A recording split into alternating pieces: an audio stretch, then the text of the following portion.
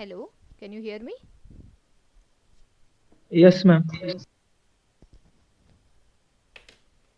In the last lecture, we were talking about uh, advantages or disadvantages of linear regression or in general regression to cart. And there was a point that in regression, you directly have a variable selection type of algorithms for best subset selection or forward selection or backward selection or things like that. So, do you have something like that in the cart? And I said that ideally it is built in the algorithm. So that is agreed. Fine. It is built in the algorithm. Up to cart, it is fine. But after cart, now we are going to learn what is called as bagging and boosting. So in bagging, you are going to need bootstrap. So bagging is bootstrap aggregating. And you have seen bootstrap. So for a single sample, we need multiple samples again.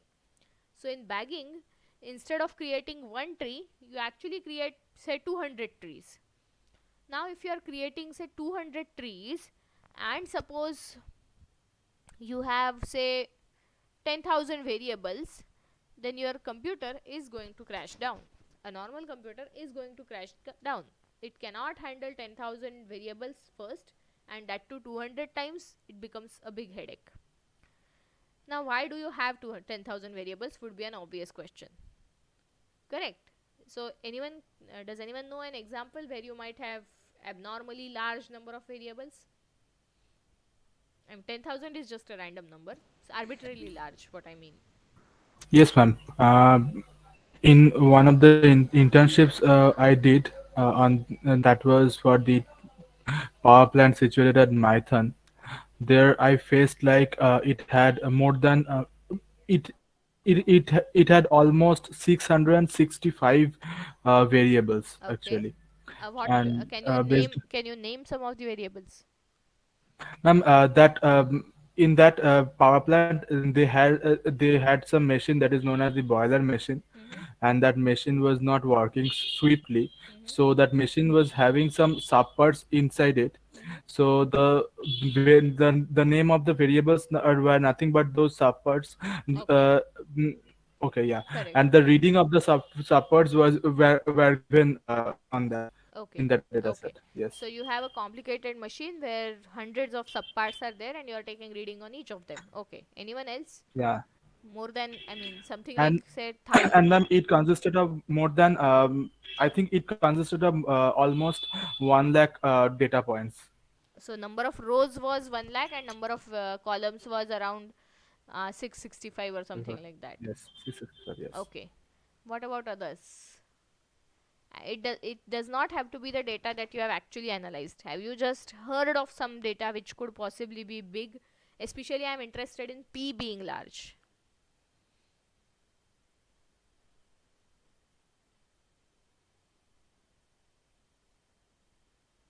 N could be small, but I want, because n large is generally easy to get. For example, any census data, n is going to be large, but I want an example of p being large, number of variables being large.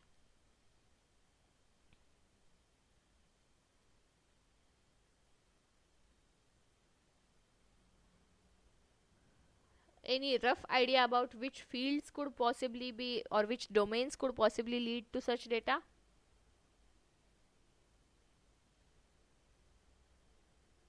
Hello, ma'am. In Yes. poverty index, we have a number of variables. Poverty index, how many variables? Uh, I have data by NFHS survey. Mm-hmm. It contains more than 5,000 variables. All related to poverty. No, or not related to poverty, but it from a particular family. But 5,000 variables, are you sure? Are you not talking, if you're not talking about number of rows instead of number of columns? Because I have seen NFHS data. Which Yes, NFHS are you talking about? NHS 15, 2015. So NFHS 4. Yes, ma'am. NFHS 4. Okay, so go and check and give me the exact count. Okay. Okay, okay. 5,000, I mean, up to 1,000 I can imagine, but 5,000 seems a bit large. Yes, ma'am. I see that it contains 5,000, approximately 5,000. Okay, get me the exact number of variables in the next lecture. Okay. Okay. And can you give some, I mean, for others, can you give an idea of what types of, I mean, some variables, can you give sample variables? One or two variables, can you name?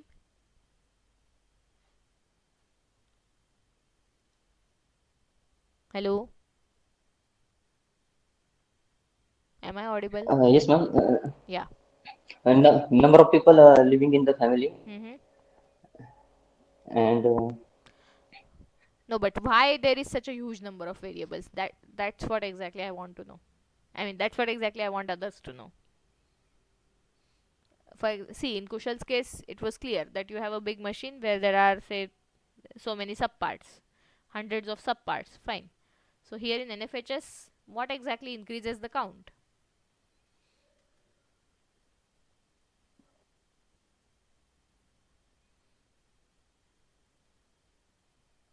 Yes. I'm not going through the whole data, but I see only the Yes, but variables. So so I'm asking variables. I'm not asking data. Number of diseases may be large, so one if they are Correct. like So yes, see, they ask whether you own a refrigerator, then 10, whether you own a TV, whether you own a telephone, whether you have this disease, whether have you been vaccinated for this particular disease, have you been vaccinated for this particular disease. If you have multiple children, then dates of birth for each children, etc. Okay. And when you have such binary types of things, so if you are asked, see, there are like uh, around 15-20 vaccines at least which are to be given to children under age of 3 years. So there itself you get say 15-20 columns where your entries would be binary, whether your child has been vaccinated for this particular disease. Okay. So such variables are there. Then as I said, types of house, whether your house is mud house or it's a concrete house, etc. Then this TV, refrigerator, mixer, AC, all telephone, mobile phone, etc. So all those things binary again. Do you own this? Do you own this? Do you own this? Okay. So this increases the count. Okay, good. Anyone else? Any other domain?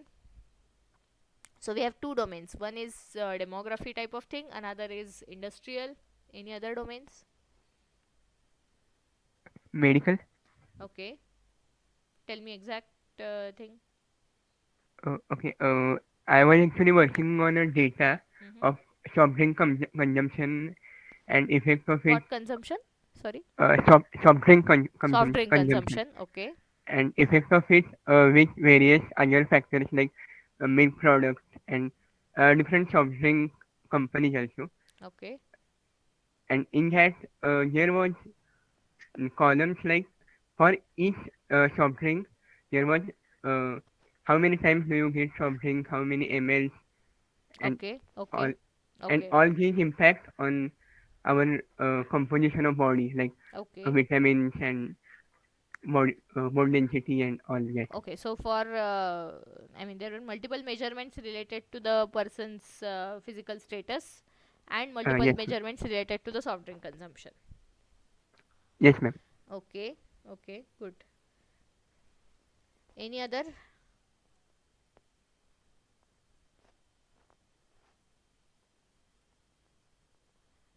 Okay. Now homework is try to find some more fields where you have large number of variables. Okay, variables. Large number of observations is easy to find, but you have large number of variables, and I'm especially curious about the situation where n is much less than p. Okay, we generally don't handle this. Whenever I discussed multivariate things like PCA, etc., we always assumed n greater than p.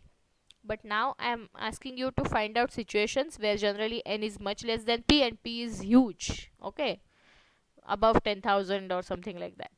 Okay, so try to think of this. We will meet again tomorrow. So tell me tomorrow. Is it okay? Let me stop here. Thank you.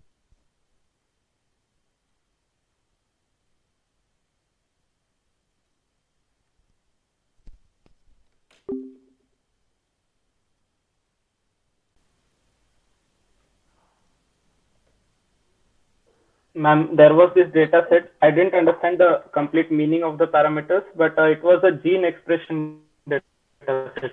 Okay, correct. So there the number of variables were around 10,000 to 20,000 variables, and the number of samples are lesser than that. Correct, correct. So actually, this was the one example that I was expecting from you people, but yes, it is not a very common data. So let me explain what type of data it is. Let me share my screen. Okay, can you see my screen? Yes, ma'am. Okay, so genomics is one area where you can generally find n much lower than p. So what exactly is that data? Generally, how does it look like? So suppose like a very one of the very common examples of the data sets from that domain is what is known as Khan data. So let me explain with the help of that example. So what is Khan data? It actually is a data consisting of gene expression values, as who mentioned, Prathamesh, na? Prathamesh mentioned. So what is meant by gene expression values and why these types of data sets are analyzed? So this Khan data consists of data related to 4 different types of cancers. Okay, all these cancers are actually pediatric cancers. There are 4 different types, and what they are trying to understand is, the problem is identifying which type of cancer a patient has on the basis of usual pathological tests or the cell biopsy is difficult in this particular case, in type when we are talking about these 4 types of cancers. So what scientists were trying to do is, they were trying to find if at genetic level can we point out the difference. So can we identify? So I have, say, they have data on around, I think, 73 patients, I'm not sure, something like that. So few of them have one type of cancer, another few have another type of cancer, and so on. So you have type 1, type 2, type 3, type 4, 4 different types of cancer. So these 73 patients, they know their types. So they are trying to find, are there any genetic level differences through which we can easily identify the type of cancer. Why? Because out of these 4 types, 1 or 2 types of cancers, their treatment itself is very severe. So what do I mean by that? So if suppose a type 1 cancer is misdiagnosed as type 4, then the type 4 cancer treatment is so severe and it is so intense that the treatment itself has lot of side effects, and those side effects are very serious. So unless you are very sure that the person has type 4 cancer, you should not give that treatment. Hence scientists were trying to get more and more accurate ways of identifying the type of cancer through gene expression data. So what is meant by gene expression data? So some of you might have had biology till 12th standard. Even if you didn't have till 12th, you must have had science, of course, till 10th. So you used to have some structure of cell in biology, right? So cell has some nucleus, then it has other objects like mitochondria and something like this, right? And this nucleus used to have DNA, correct? And you know that from your mother and father you receive part of the genetic material, and that consists of the baby, etc. Okay, so this genetic material can be examined nowadays with the recent technologies. So there are many latest technologies.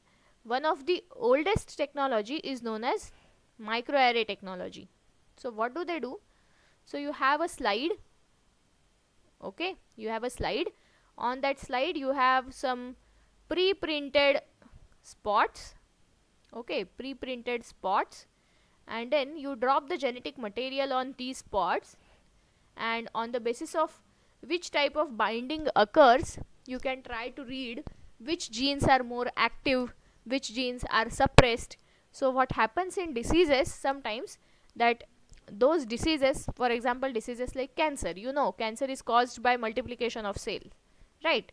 So certain genes become highly active whereas certain other genes are suppressed, and by studying that pattern, which genes are more active, which genes are suppressed, you can actually find out so the scientists were trying to see if you can find out which type of cancer it is.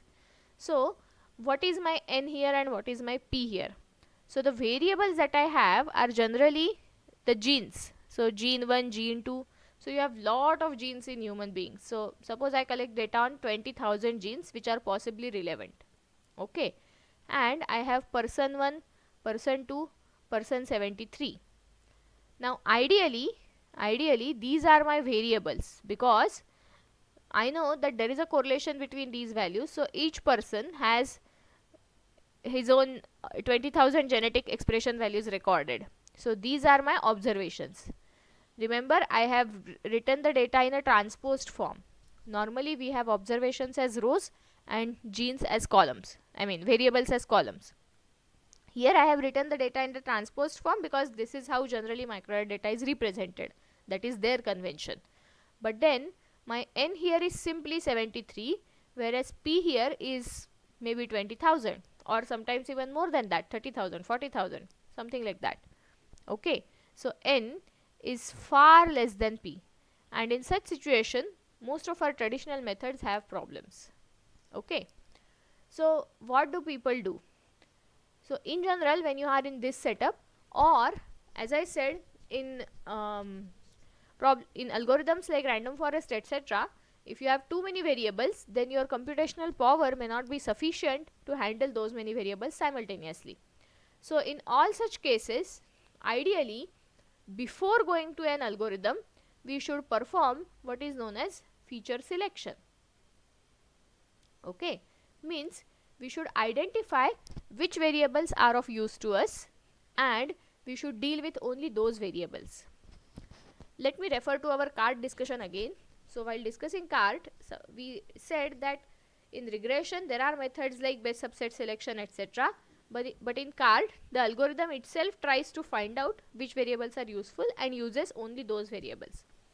But to make that algorithm's job comparatively easy, computationally easy, it may be better if we carry out some feature selection as part of the pre-processing of the data. Okay.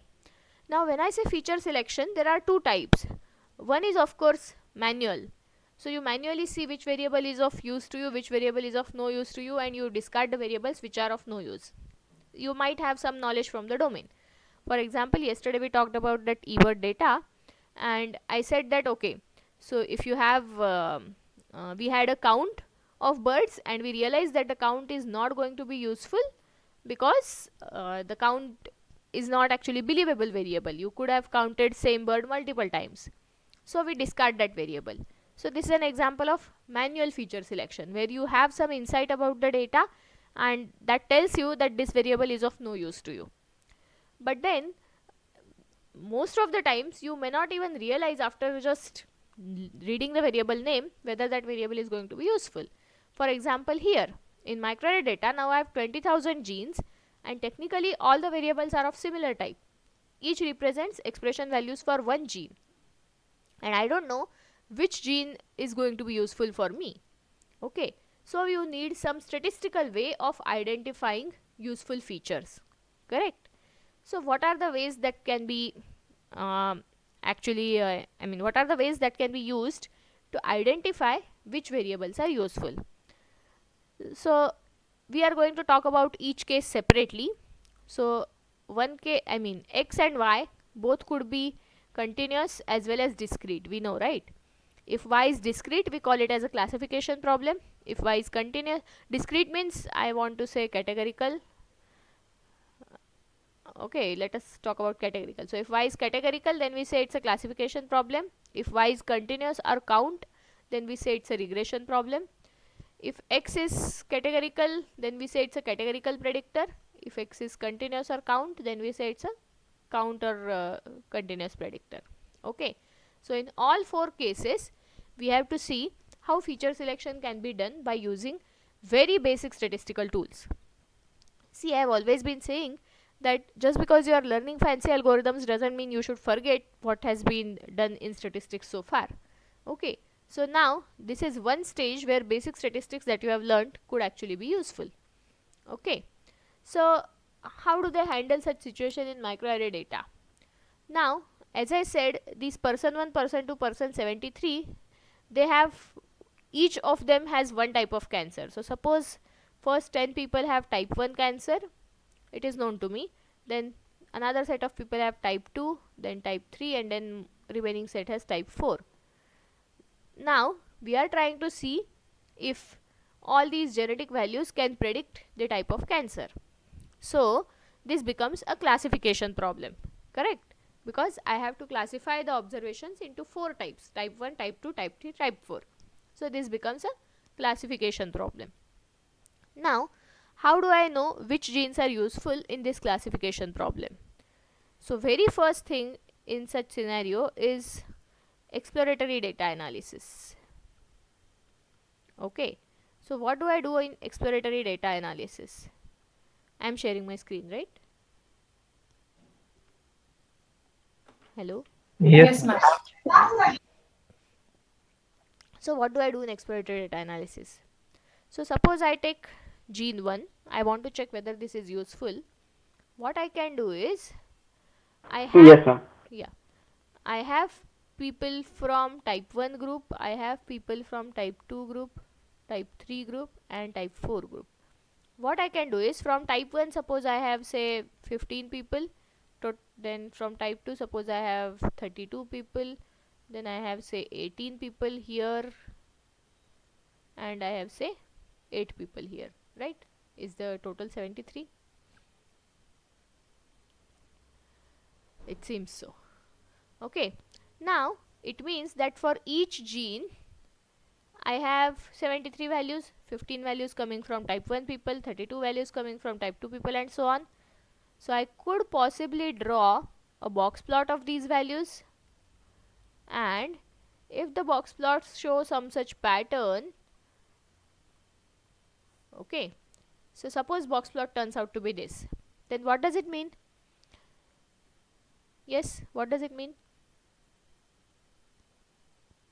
The based on the type of cancer, the levels of the gene 1 or the distribution of the gene 1 are actually varying. So for So type 3, type 4, probably there is not much difference. yes, But in type 1, type 2, so for distinguishing between type 1 and type 2, I could possibly use gene 1 values, because it seems yes, that the type 2 people show very less values of gene 1, whereas gene expression values for gene 1, whereas type 1 people show higher values, something like this, correct? So whenever you get a data, in general also, you should first do such exploratory data analysis. Now obviously next question is, can you actually draw box plot for 20,000 genes and keep checking those? No, I'm not saying you can do for all, but when you have limited variables, even with limited variables, yes, ideally you can go and apply some algorithm, but you should never do that. You should first carry out such things. So draw a box plot, then draw a histogram. Histogram can also tell you something. Histogram can tell you whether normality is there or not. Histogram can tell you if the data is skewed, then probably you should go for transformation. For example, in this gene expression data itself, if you draw a histogram, I will probably show you one such data analysis, then you can see that it's a very skewed data. Okay, in fact, even in box plot, if you draw a box plot, generally you just get a line, like, you know, the box is almost like a line, and then you have some values here, and then you have a lot of like very long tail kind of thing here.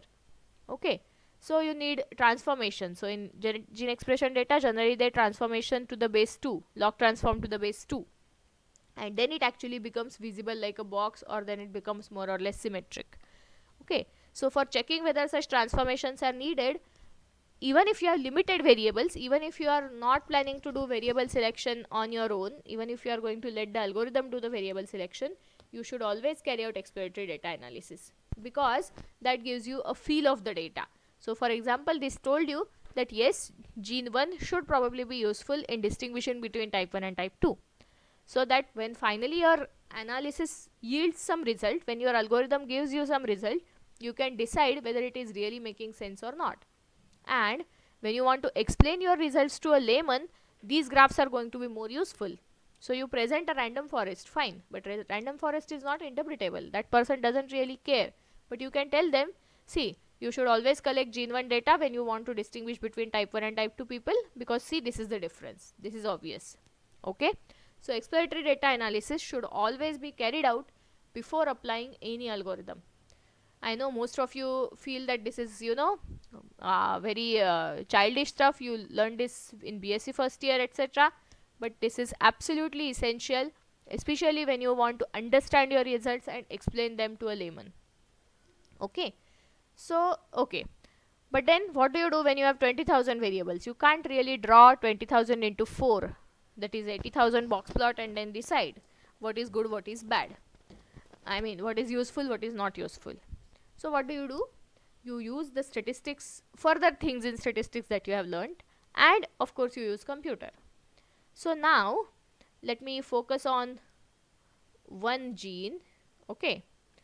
So this gene 1 thing itself. So suppose I have gene 1 and I had T1 T1 T1, then I had T2 T2 T2, then I had T3 T3 T3 and T4 T4 T4.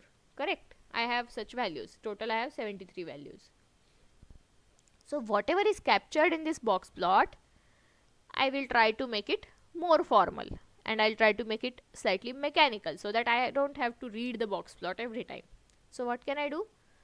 So I will say that okay, I have these T1 values and I have these T2 values, I have T3 values, I have T4 values. So I will apply probably ANOVA. Can I apply ANOVA here? With this as group 1, this as group 2, this as group 3 and this as group 4. Can I apply ANOVA?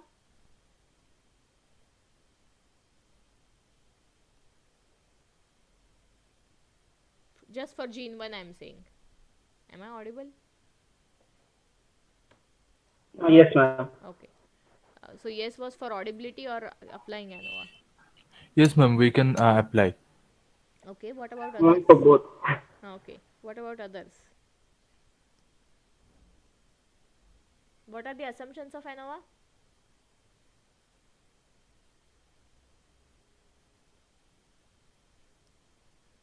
What are the assumptions of ANOVA? Ma'am, can I reply? No. Assumptions of ANOVA is a very basic question. Everyone should know the answer. Everyone who claims to have passed BSc should know the answer. Is there anyone who has doubts about whether they have passed BSc or not? Normality. Normality, correct. Normality of what? Dependent variable. Okay, but for each population separately or combined? Hello. Yes, for each group separately or for combined? Interval data. Hello? Whoever was telling normality, I am asking a further question. Is it separately for each group or combined?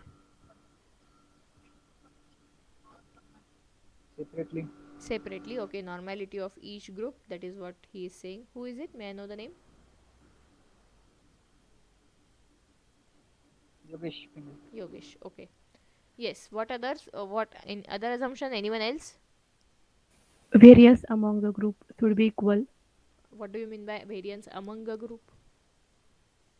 How do you calculate variance among a group?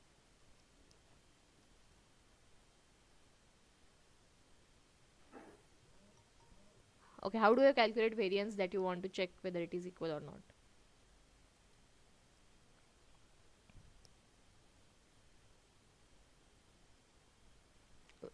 Whose variance do you calculate, and variance of what should be equal?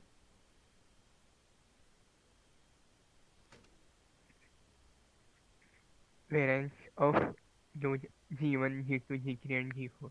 So if I calculate this variance V1, variance of these values as V2, variance of these values as V3 and variance of these values as V4, then these should be equal, right? Yes, ma'am. Okay, so V1 should be equal to V2, should be equal to V3, should be equal to V4. Okay, any other assumption? Independence. Independence of? Observations. So this observation should be independent of this observation? Yes, ma'am, all the observations should be independent of each other. But what is more crucial for you? Within the group. Within the group. And between the Uh, group they can be dependent? no, ma'am. Between the group is crucial. Okay, so we don't have to worry anyway. For us, all these are separate observations. You know, this is person 1, person 2. So within group, between group, everything is there. All sorts of independence are there. Okay, these are different people. So we can say independence. Now, so we have to do this first, ideally. So what we will do, first we have to check normality in each group. So we will apply test for normality. So maybe Shapiro-Wilk for each group. In fact, generally what is recommended is, because every group is going to have different mean, generally it is recommended that for each group you first do scaling and apply Shapiro-Wilk. Okay. So if Shapiro-Wilk suppose gets accepted for all 4 groups, then you apply equality of variance for, how do you apply equality of variance? How many pairs would you have to check? T1, T2, T2, T3, T2, T4 and probability T1, T4, something like that. So you check equality of variance. If equality of variance is accepted, then you say that okay, normality and equality of variance is satisfied, so you can apply ANOVA. Okay. And after applying ANOVA, if H0 is rejected, then do you conclude whether gene 1 is useful or not? If H0 is rejected, whether gene 1 is useful? ANOVA H0. What is H0 for ANOVA?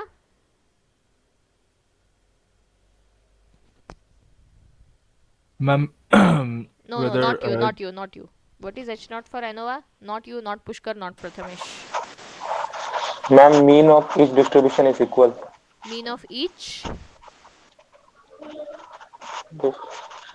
Group is equal. Okay, mean of each group is equal. That is your H0. So if H0 gets rejected, should we conclude that gene 1 is useful or should we conclude that gene 1 is not useful? Or there is no relationship between ANOVA H0 and usefulness of gene 1?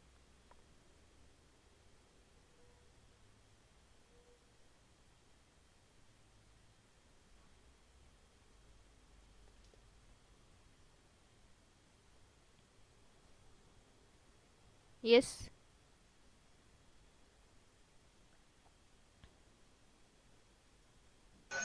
Actually, if the means are equal, then it doesn't have a significant effect. Okay, who is this? Pranita. Okay, so if the means are equal, so if H0 does not get rejected, then we will conclude that yes, as of now it seems that every group has same mean. If every group has same mean, then G1 possibly cannot be used for classification, for differentiating between the two groups. Are you getting what I am trying to say? Yes, ma'am. So if H0 is rejected, then yes, then we conclude that yes, G1 is useful for classification. In fact, ideally in microarray they go further. If H0 is rejected, then they go for pairwise testing and then see for which pairs you can actually distinguish. Okay. Now what happens if normality is rejected? What do you do?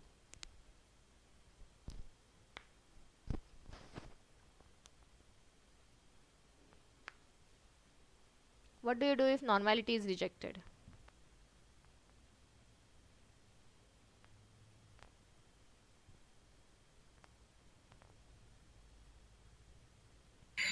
ma'am, if the normality is rejected, mm, then actually we can, though that analysis will be more hectic, but anyhow, we can go and check with the distribution for each groups, and then feed some. Uh, we can go with the generalized linear models. Mm, Don't you know any simpler alternative?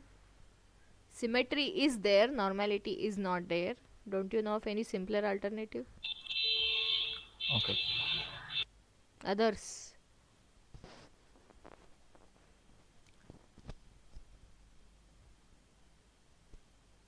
Yes. If I want to do ANOVA, but if the assumptions are not satisfied, then what is the alternative?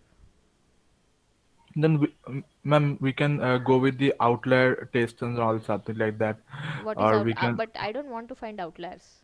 I want to do what ANOVA does. I'm not interested in finding out outliers. In fact, my data may not even have outliers. Okay, in that case, we can just take some transformations on the target variable, and What about others? I have already done log transformation. As I told you, in microdata already I have done log transformation and still normality is not there. What other thing can I do? I want to do ANOVA. I don't have normality. Have you never come across this situation that you want to do ANOVA and you don't have normality? You always got normality or you didn't check normality?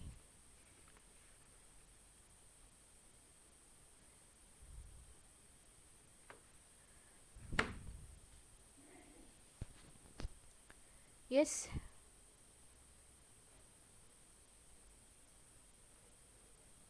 Is it really a difficult question? I don't know.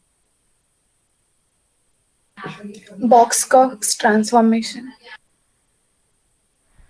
Again, I have already done log transformation, so further transformations may not really give me much results. I mean, applying two transformations simultaneously may not really help much.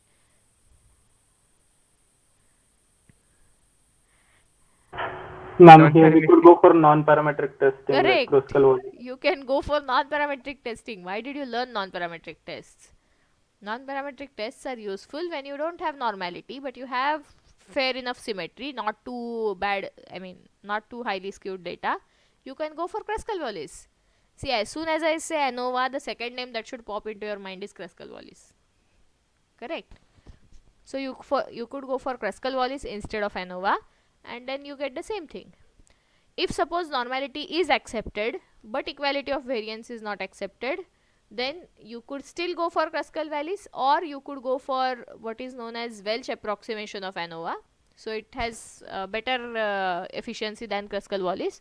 So in fact, in R you can easily apply it by just saying var equal to false.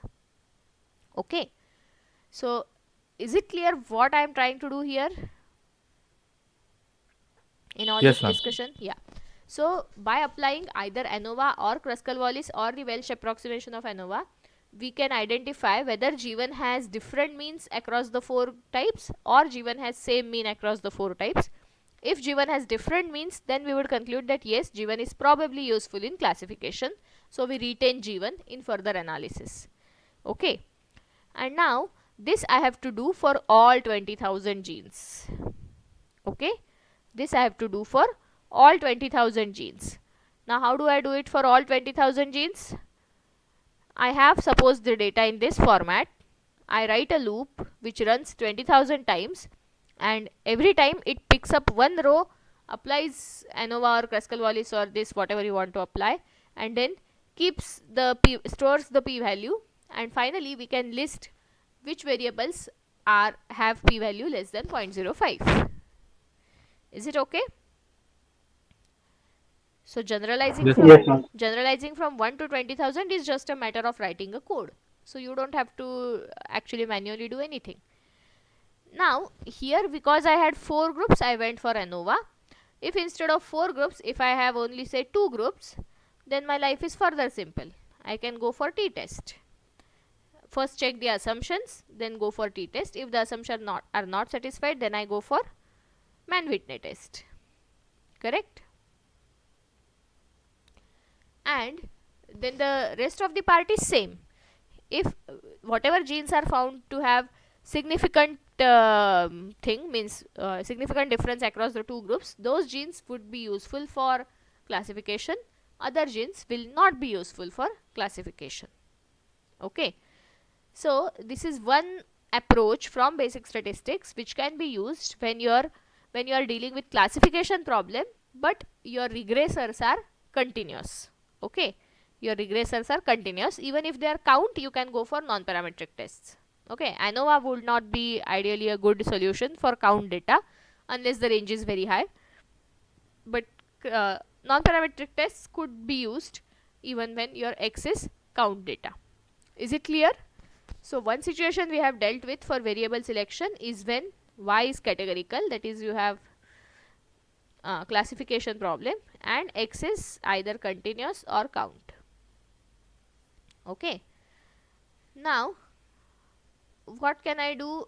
Are there any other techniques which could be used in the same situation, in the similar situation, especially if say y is binary?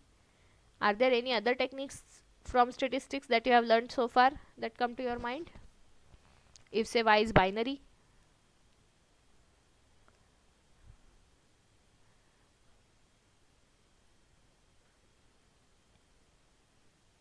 Logistic regression. Correct. If y is binary, then I could apply logistic regression with every x as single predictor, means something like simple logistic regression, and if that x turns out to be significant in logistic regression, I will retain it. If it turns out to be non-significant, I will say this variable is not useful, so I won't use it for further algorithms. Is it okay? So if y is binary and x is, in fact x here, x could be categorical also. Logistic regression doesn't say anything about x. So any x and binary y, you could go for logistic regression. Okay. And if y is categorical, still you have multinomial logistic, but we won't go into that because you may not have studied multinomial logistic. Have you studied multinomial logistic regression?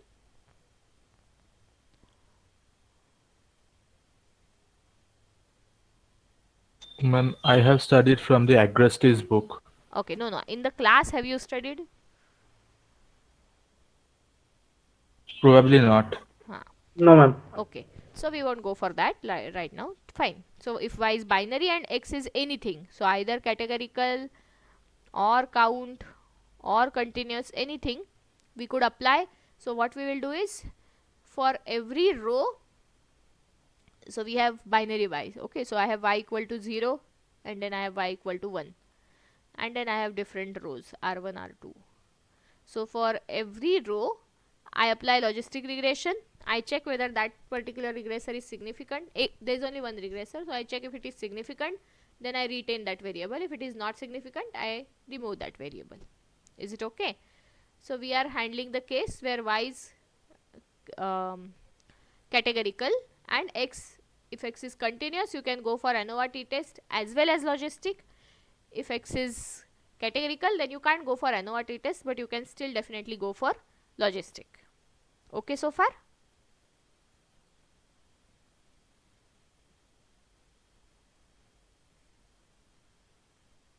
Yes, ma'am. Okay. So today let me stop here. We will continue with this discussion in the next lectures. Okay. Okay, ma'am. Yeah. Thank you.